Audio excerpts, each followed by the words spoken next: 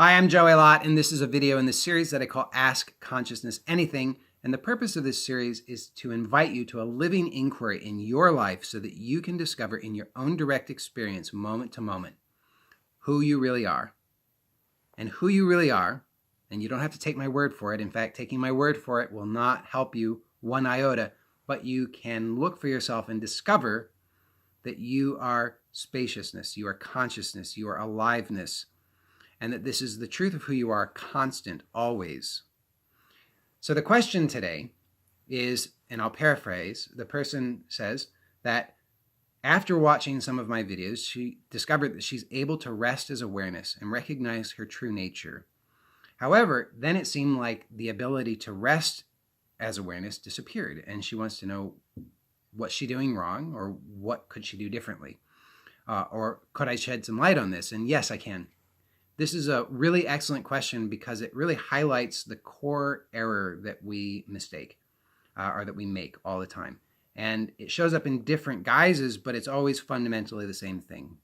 So I will propose to you that every one of us always recognizes the truth of who we are. The only problem is that we overlook it. So what do I mean when I say that we all recognize the truth of who we are? Well, right now, if I say you know exactly who I'm talking to. And you know that I'm not talking to a chair or to a couch or to a car. You know I'm not talking to your finger. You know I'm not talking to your face. You know I'm not talking to your body at all. In fact, you know that I'm speaking to you. There's not any of us who have any confusion whatsoever about that in the immediacy of that recognition. The problem is that we then turn to the mind to tell us what this is, and the mind is going to provide us with an object because that's all the mind can do. That's the mind's function. It's doing its job perfectly. It's not a problem. We don't need to get rid of it. But we should, if we're wise, recognize the folly of turning to the mind to tell us who we are, right? If you turn to the mind to tell you who you are, the mind's just going to tell you its ideas, but it's not going to be able to give you who you are because you already are who you are. So you inquire in the moment. So right now, I would suggest that you inquire and just notice that the you who you know yourself to be is changeless. The you who you know yourself to be has always been. There has never been any moment in your life in which you were not aware. Now, the mind might say, well, what about when I'm asleep? What about this? What about that? But if you look honestly, you'll recognize that always in your direct experience, not in theory, but in direct experience, you are always aware. There's never been a moment of your life in which you were not aware. Only in mind would that even be possible. It's not possible, but mind would pretend like it's possible. So you recognize yourself to be changeless awareness. This is your most intimate experience of yourself. But you see, what happens a split second later is the mind comes in, and we turn to mind to tell us, well, what is this? And mind will tell you, because you've asked it, what mind's best guess is. And mind is only able to consult its collection of memories and learnings and information, which is all about the past. There's nothing fresh or new there. It's all old stuff. And it's going to do its best to tell you about this, which is totally alive and fresh and new and never happened before. And it's going to apply some labels from the past. So you can see that what happens is that you inquire directly, and there's this authentic, fresh recognition presently of who you are. Then you turn to the mind and you say, wow, how was that? And the mind will say, that was excellent. I really liked that very much. And by the way, the mind will say, and so now I know what awareness is. Awareness is this particular feeling state. Awareness is these particular ideas. Awareness is these realizations. Awareness is whatever it is that mind decides is happening now. It applies some labels. It packages it all up, and it says, here you go. This is who you are. Now, that idea of who you are might be a nicer idea of who you are. We would all probably prefer to see ourselves as somebody who is compassionate, open, free, happy. That would be a nice way to see ourselves. But the problem is that that idea of ourselves is still an idea of ourselves, and it's just in mind. And it's one step out of sync with the directness and immediacy of our sense of ourselves as we truly are. So it won't satisfy. So then you inquire again, and if you turn to the mind, and this happens so subtly we overlook it, but you turn to the mind to tell you now, am I doing it right? And it will say, well, this experience doesn't seem exactly like that other experience, and that other experience was the truth of who I am. So this experience is not the truth of who I am, and I must be doing something wrong. So now, quick, what do? I've got to adjust my technique. I've got to go read another book. I've got to figure it out. Try harder. But the honest inquiry is to look freshly right now and to see what is here. If you recognize what's here and you see clearly in your direct experience what is always here, what is actually timeless, the idea of the now or the present moment is just an idea. It's another thing in mind that we have to get back to or get to in the future. But the actuality of presence, the actuality of now is this.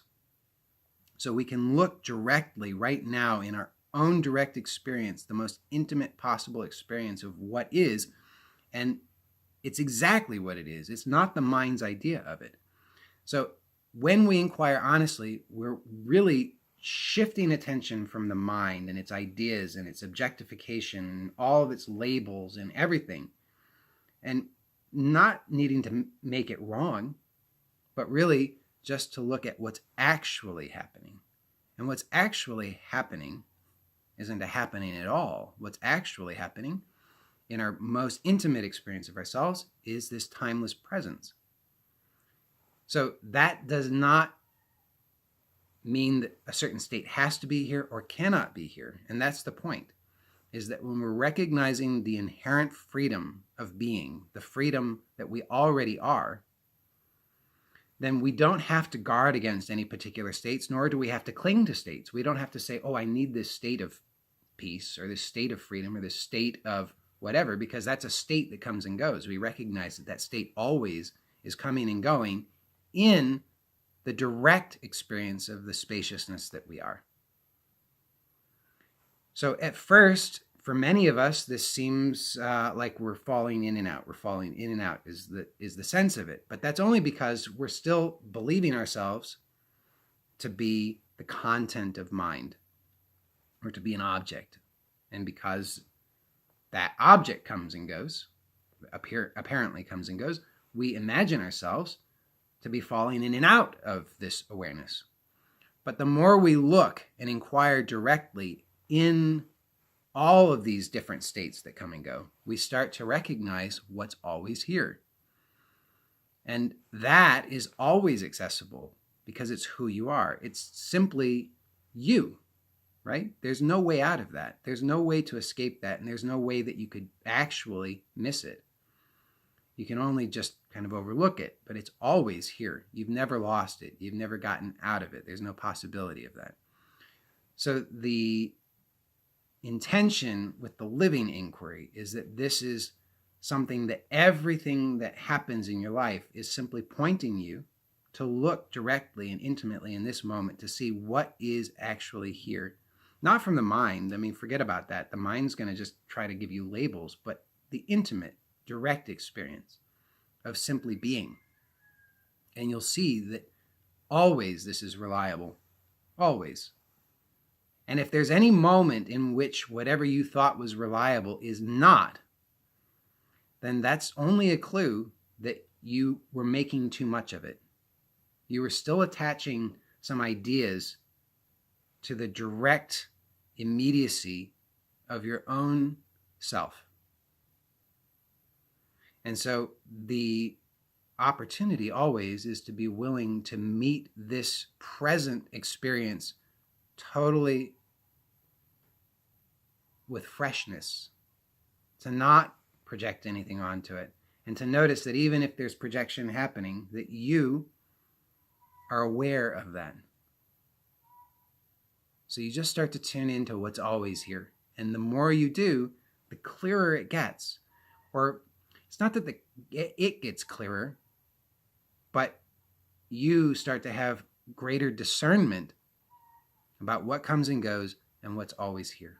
And that's the essence of true self-inquiry. It's not about arriving at an answer in mind of who you are. You know, the inquiry that Ramana Maharshi shared famously, maybe not too famous because not that many people know, but in certain circles famously, who am I?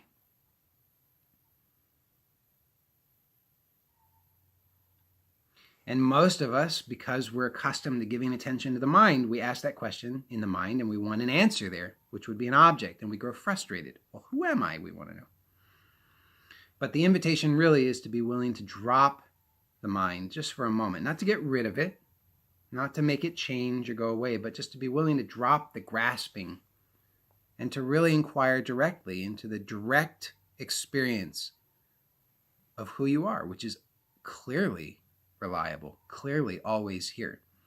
And the beauty of this is that always what's revealed is a greater clarity of clarity, a greater awareness of awareness. And there does not appear to be an end to the inquiry, but there does appear to be an end to the suffering of delusion or confusion of not knowing or recognizing or acknowledging the truth of who you are. And so as this inquiry comes alive, it's just a constant deepening into the recognition of who you are, because everything is reflecting that. What used to seem like problems, what used to seem like distractions, what used to seem like something totally unacceptable and intolerable, you get to discover that that's pointing you always just back to who you already are. So I hope this has been helpful. As always, if you have a question that you would like to ask, you can go to joeylott.com, joeylott.com/ask. And if you're interested in working with me for direct coaching, you can go to joeylott.com/now, N-O-W, and that gives you information about whatever I'm doing currently, my current availability and offers for direct coaching. Okay, that's it for now. See you next time. Bye for now.